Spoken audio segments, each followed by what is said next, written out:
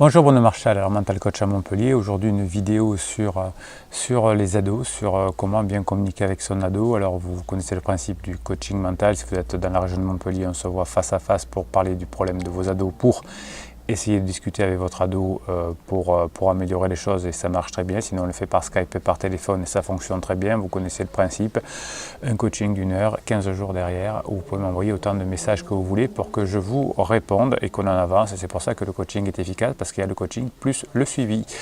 Voilà, alors aujourd'hui on va parler de comment faire pour résoudre ces problèmes avec les ados. Alors souvent, mes clients me disent qu'ils ne sont pas arrivés par les méthodes de psy, en ayant consulté un psy pendant plusieurs mois. Alors je ne sais pas exactement ce qu'ils racontent, parce qu'on essaye d'être concret, d'avancer. Et voilà ce que j'ai mis au point depuis 1999, cette méthode-là qui peut s'adapter, bien sûr vous avez entendu le mot s'adapter, à plein de personnes.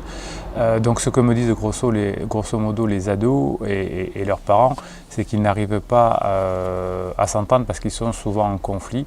Et quand on creuse, effectivement, ils ne communiquent que par le mode conflit, c'est-à-dire que lorsqu'il y a un problème, trop de jeux vidéo, devoirs pas faits à temps, retard, enfin bon, tout ce qu'on peut imaginer.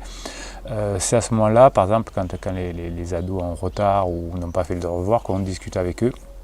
Et là, ça frite parce que, effectivement, l'ado n'a pas l'habitude de se laisser faire, parce qu'il veut essayer de se défendre pour protéger son ego. Vous savez que l'enfant est roi et que l'ado est encore un enfant.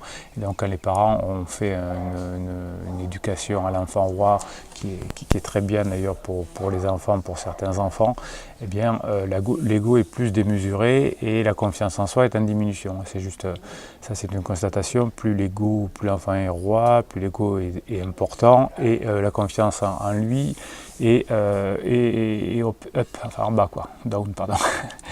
Donc ça, c'est juste une constatation, il n'y a pas de théorie, on n'a pas interrogé des milliers d'ados dans une salle fermée pour vérifier ça, c'est juste de l'empirisme.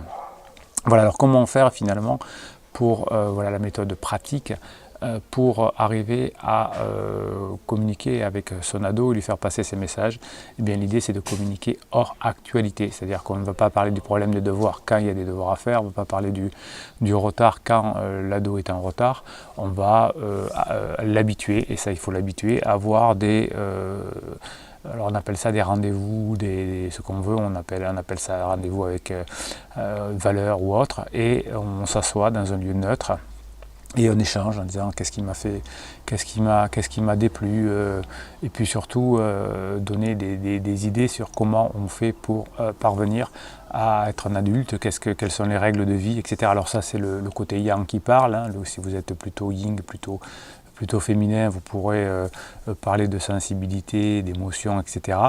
L'idée, c'est que les valeurs ne peuvent passer que hors actualité, et ne pouvez pas apprendre un ado à bien vous parler quand il est énervé, par exemple, mais dans ces moments, de ces rendez-vous.